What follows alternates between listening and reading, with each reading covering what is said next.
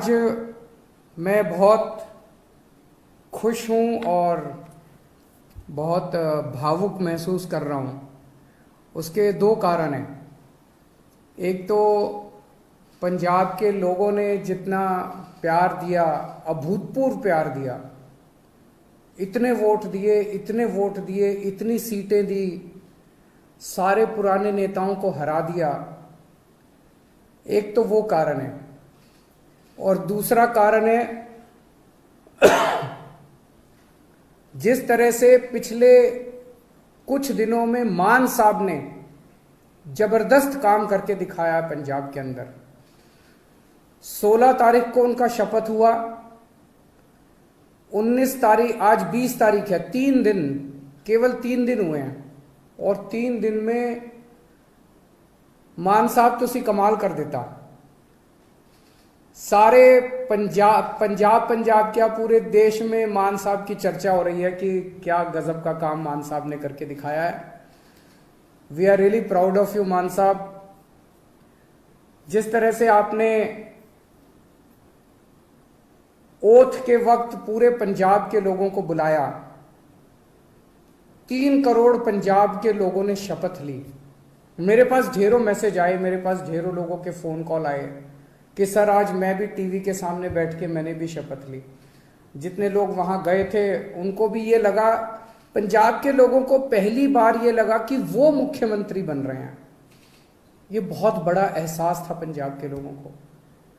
जिस तरह से जितने ये बड़े बड़े पुराने मंत्री संतरी हुआ करते थे उनकी सिक्योरिटी हटा के और वो सिक्योरिटी जनता के लिए लगा दी गई, वो पुलिस वाले जनता की सुरक्षा के लिए लगा दिए गए, वो सारे व्हीकल जनता की सुरक्षा के लिए लगा दिए गए। जो अक्टूबर के अंदर फसलें बर्बाद हुई थी, उन फसलों का अभी तक मुआवजा नहीं मिला था। और सरकार बनते ही 1-2 दिन के अंदर सारे किसानों का मुआवजा उनके जिलों में पहुंच गया। और अब मुझे बताया गया कि अगले 3-4 दिन के अंदर वो सब मुआवजा, उनके चेक मिलने चालू हो जाएंगे। बहुत खुशी होती है ये सुन के। परसों आपने जिस तरह से एंटी करप्शन हेल्पलाइन नहीं कहूंगा मैं, वो एक्शन लाइन है, हेल्पलाइन नहीं है, वो एंटी करप्शन एक्शन लाइन का जिस तरह से आपने ऐलान किया, दिल्ली के अंदर भी उसकी वजह से भ्रष्टाचार खत्म हो गया। और पंजाब से ऐलान करने के बाद ही पंजाब से इतनी सारे मेरे को सोशल मीडिया पे और मैसेजेस के थ्रू आ रहे हैं, जी मैं वहां गया था रजिस्ट्री करवाने, पहले तो इतने पैसे लगते थे, अब तो उन्होंने तुरंत रजिस्ट्री कर दी। जी किसी का आया, जी मेरा ढाबा चलता है और पहले यहाँ पे हमारा लोकल कोई वो आया करता था पुलिस वाला, खाना खाता था, पैसे नहीं देता था, अब तो वो पैसे देने लग गया। अपने आप से कितना सुधार होने लग गया है केवल ये 1-2 दिन के ऐलान से। और कल जो आपने 25,000 सरकारी नौकरियों का ऐलान किया, बहुत शानदार ऐलान है। आज सबसे बड़ी समस्या पंजाब के अंदर रोजगार की है।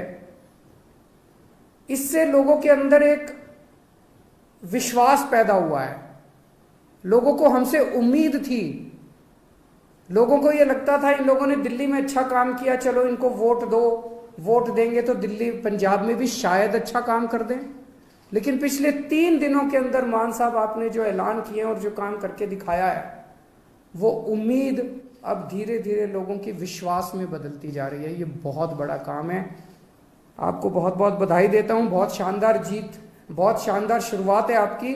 भगवान से प्रार्थना है, वाहिगुरु जी से प्रार्थना है कि आपको इसी तरह से शक्ति दे, ताकत दे और आप इसी लगन के साथ पंजाब की सेवा करते रहें। एक तरफ आप इतना शानदार काम कर रहे हैं, आपने ओथ भी ले ली, हमारी सरकार भी बन गई, हमारे मंत्री भी बन गए, इतने सारे काम भी कर दिए। और दूसरी तरफ भारतीय जनता पार्टी है जो 4 राज्यों में जीती थी, अभी तक उनसे सरकार नहीं बन पा रही। अभी उनके लड़ाई झगड़े चल रहे हैं, किसको मंत्री बनाएं, किसको ये बनाएं, किसको वो बनाएं। काम तो वो क्या करेंगे, उनसे उनकी सरकारें ही नहीं बन पा रही। कैबिनेट में जो जो मंत्रियों को कल शपथ दिलाई गई थी, मैं उनको बधाई नहीं दूंगा, मैं उनको शुभकामनाएं दूंगा।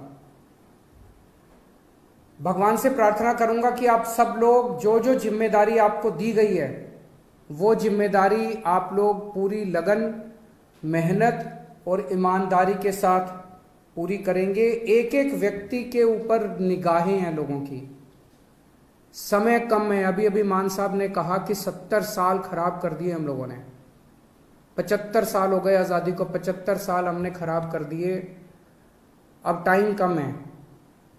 हर एक मंत्री को मान साहब टारगेट देंगे, भाई तुमको इतने दिन में इतना काम करना है, इतने दिन में इतना काम करना है, इतने दिन में इतना काम करना है। टाइम बहुत कम है, 24 घंटे का दिन होता है, 24 में से 30 घंटे काम करना पड़ेगा, रात दिन काम करना पड़ेगा, खूब मेहनत करनी पड़ेगी। अगर टारगेट पूरे नहीं होते आपके तो फिर जनता ही कहेगी भाई इस मंत्री को बदलो, दूसरे मंत्री को लेके आओ। हो सकता है थोड़ा सा बुरा लगे उस टाइम, लेकिन मजबूरी है, काम तो करना पड़ेगा। मान साहब जो भी टारगेट देंगे वो मान साहब के टारगेट भी पूरे करने पड़ेंगे। मैं पहले दिन का मान साहब का भाषण सुन रहा था जब उन्होंने सारे एमएलएज को कहा था कि चंडीगढ़ में मत बैठना, बहुत सही कहा था। होता क्या है कि जब हम जब बन जाते हैं तो फिर ये घोड़ा गाड़ी बंगला इसकी आदत पड़ जाती है, ये बहुत बुरी आदत है। चंडीगढ़ में बिल्कुल नहीं बैठना। हमारी पार्टी का एक एक कार्यकर्ता, हमारी पार्टी का एक एक एमएलए, हमारी पार्टी का एक एक मंत्री लगातार 24 घंटे जनता के बीच में घूमेगा, गलियों में जाएगा, मोहल्ले में जाएगा, पिंड में जाएगा, लोगों की बातें सुनेगा। मैंने सुना है कि कुछ विधायक अपने जो मंत्री नहीं बन पाए वो दुखी हैं। हमारी 92 सीटें आई हैं, मंत्री 17 ही बनेंगे। ऐसा नहीं है कि जो विधायक मंत्री नहीं बने वो किसी से कम है। पंजाब के लोगों ने एक एक हीरा चुन के भेजा है इस बार, एक एक हीरा है। आप लोग एक एक हीरा हो, हर एक में बड़ी अच्छी अच्छी लियाकत है। लेकिन हमें ये 92 लोगों की, 92 लोगों की एक टीम की तरह काम करना है। अगर हम टीम बन के काम करेंगे, अपना स्वार्थ छोड़ देंगे, अपनी इच्छाएं छोड़ देंगे, अपनी एम्बिशंस छोड़ देंगे, पंजाब की तरक्की होगी, पंजाब खूब आगे बढ़ेगा। और अगर हमारी एक एक आदमी की इच्छाएं आगे आ गई, मोह आगे आ गया, लालच आगे आ गया, मेरे को ये क्यों नहीं मिला जी, मेरे को वो चेयरमैन ही क्यों नहीं मिली जी, मेरे को ये विभाग क्यों नहीं मिला जी, मेरे को मंत्री क्यों नहीं मिला जी। अगर हम सारे अलग अलग अपने हिसाब से काम करेंगे, पंजाब हार जाएगा। पंजाब की तरक्की के लिए जरूरी है ये 92 लोगों की एक टीम की तरह काम करना, अपने को मजबूत टीम की तरह। उस टीम का लीडर है भगवंत मान। आप सबके लिए मैं बड़े भाई की तरह हूं, आपको गाइड करने के लिए। लेकिन भगवंत मान की लीडरशिप के अंदर आप सब लोगों को मिलके एक टीम की तरह काम करना है। सबको जिम्मेदारियां मिलेगी। अगर कोई मंत्री बना तो वो मंत्री की जिम्मेदारी है, वो कोई बड़ा वो नहीं है, पद नहीं है। किसी को कोई जिम्मेदारी मिलेगी, किसी को कोई जिम्मेदारी मिलेगी, किसी को छोटी, किसी को बड़ी, सबको जिम्मेदारी मिलेगी। जो जिम्मेदारी मिले, जो भगवंत मान आपको जिम्मेदारी दें, वो जिम्मेदारी पूरी करनी है, तभी पंजाब की आगे तरक्की होगी। आपसे पूछना चाहता हूं, आप में से, मैं तो इस बार चुनाव में बहुत ज्यादा डीप में गया था, एक एक कैंडिडेट को मैं जानता हूं, आप में से सब लोगों को मैं जानता हूं। 95% आप में से लोग हैं जो पहली बार चुनाव लड़े थे। कभी जिंदगी में सोचा था एमएलए बनोगे? नहीं सोचा था। ऊपर वाले का कुछ करिश्मा था कि आपको टिकट मिल गई, आप एमएलए बन गए, लोगों का इतना प्यार मिल गया। आप में से कुछ लोग हैं जो बहुत साधारण बैकग्राउंड से आते हैं और इतनी बड़ी बड़ी हस्तियां हार गई आपके सामने। घमंड मत करना, आपने नहीं हराया, जनता ने हराया है। कल आप उनकी तरह काम करोगे, जनता आपको भी हरा देगी। कभी घमंड मत करना। तो ये मत सोचो कि अब मैं एमएलए बन गया, अब मैं मंत्री बनूंगा, अब मैं मुख्यमंत्री बनूंगा। ये सब चीजें दिमाग में नहीं आनी चाहिए, ये अच्छी चीजें नहीं है। आप एमएलए रहते, अपना ऐसा काम करो कि आप ही की ख्याति चारों तरफ फैल जाए। आप एमएलए रहते हुए अपने हलके में इतना अच्छा काम करो कि आपकी ख्याति चारों तरफ फैल जाए, लोग आपको इतना प्यार करने लगे। किसी भी पद के ऊपर कुछ लोग आते हैं, कहते हैं जी मेरा हक था, मेरा हक था ये बनने का। ये सोच लेना ये जनतंत्र है, किसी का किसी पद के ऊपर हक नहीं है। जिस दिन जनता नाराज हो गई, 2 मिनट में मुख्यमंत्री को भी हटा देती है और 2 मिनट में एमएलए को भी हटा देती है। ये हमारे से पहले वाले जो थे उनको भी ऐसे लगता था कि वो तो पैदाइशी मुख्यमंत्री बनने के लिए आए हैं, वो तो पैदाइशी मंत्री बनने के लिए आए हैं। 2 मिनट लगे, जनता ने सारों को साफ कर दिया। ऐसा ना कर देना कि अगली बार जनता हमें साफ करने के लिए तत्पर रहे। हमें ऐसा करना है कि जनता जिंदगी भर हमारे को प्यार करे, हमें जनता का दिल जीतना है। लोगों के अगर काम कराने हो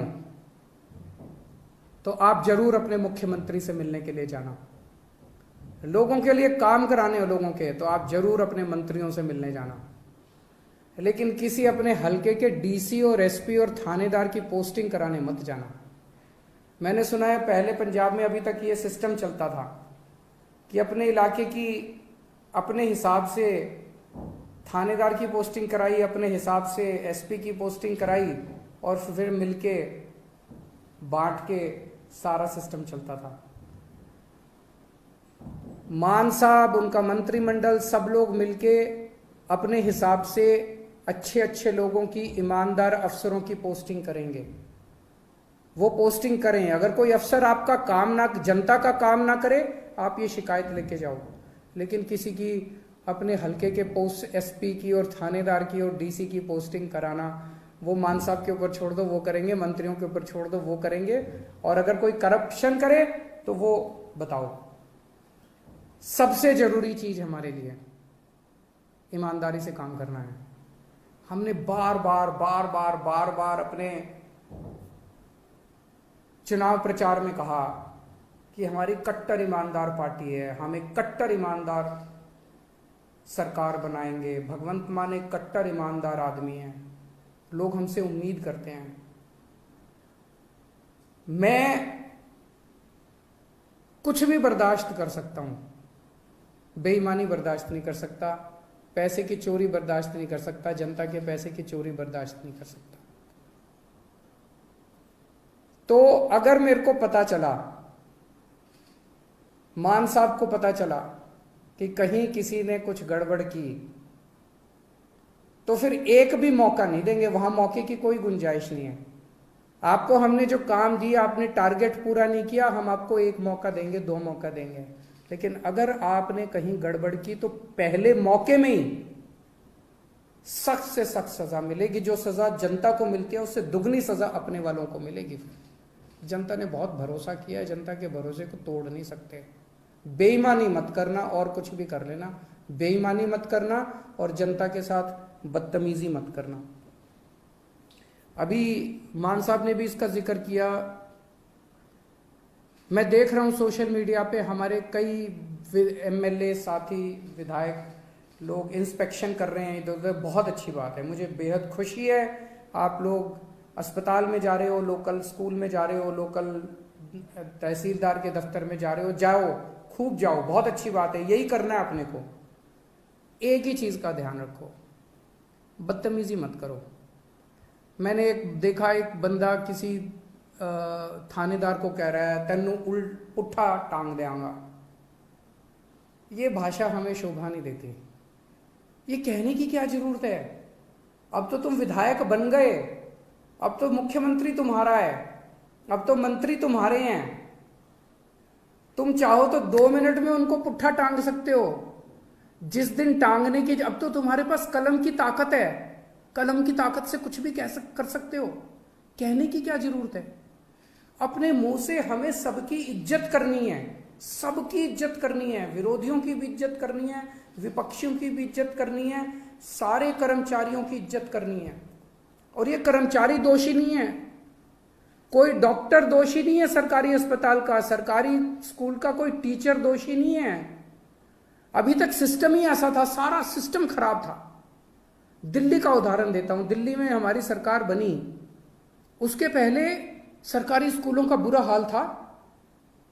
यहां पे कहते थे कि सरकारी टीचर तो आलसी होते हैं, पढ़ाना नहीं चाहते, काम नहीं करना चाहते, टीचर आती हैं और पेड़ के नीचे बैठ के स्वेटर बुनती रहती हैं, खूब कहते थे। हमने आने के बाद इन सारे टीचरों को इज्जत दी, सारे डॉक्टरों को इज्जत दी, सरकारी स्कूल के अस्पतालों के डॉक्टरों को, टीचरों को इज्जत दी, और आज इन्होंने करिश्मा करके दिखा दिया, सिस्टम बदल गया। हमें पंजाब में इन्हीं के साथ मिलके, सरकारी स्कूल के टीचरों के साथ मिलके, पंजाब पुलिस के साथ मिलके, डॉक्टरों के साथ मिलके, तहसीलदार के साथ मिलके, सबके साथ मिलके सिस्टम बदलना है। आप देख रहे हो ना, इतनी सारी सोशल मीडिया पे आ रही है कि सिस्टम ऑलरेडी बदलना चालू हो गया, तहसीलदार ने ऑलरेडी सिस्टम बदल दिया, पैसे लेना बंद कर दिया है, इधर उधर सबने पैसे लेने, सिस्टम बदलना है अपने को। सबको जाके, कोई भी सबको जाके हाथ जोड़ के बात करनी है अपने को कि भाई साहब जमाना बदल गया, अब आप भी बदल जाओ। बस अगर कोई गलत काम कर रहा है, आपके कहने के बाद भी गलत काम कर रहा है, मुख्यमंत्री को जाके बोलो, जो एक्शन लेना होगा लेंगे। अपने मुंह से कुछ नहीं गलत शब्द बोलने, वो बहुत जरूरी है। सबको साथ लेके चलना है। इस बार अपने को इतना प्यार मिला है पंजाब की जनता से। मेरे को पता चला कई दूसरी पार्टियों के नेता, उनके घर में उनकी बीवियों ने और उनके बच्चों ने हमको वोट पाई है। सोच सकते हो, हमें 5 साल के अंदर लोगों का इतना दिल जीतना है, 3 करोड़ पंजाबियों का दिल जीतना है कि अगली बार इनको एक भी वोट नहीं पड़नी चाहिए। अभी तो इनके बच्चों ने और बीवियों ने डाली, अगली बार इनके वोट भी हम ही पड़ेंगे। अपने को ऐसा माहौल तैयार करना है।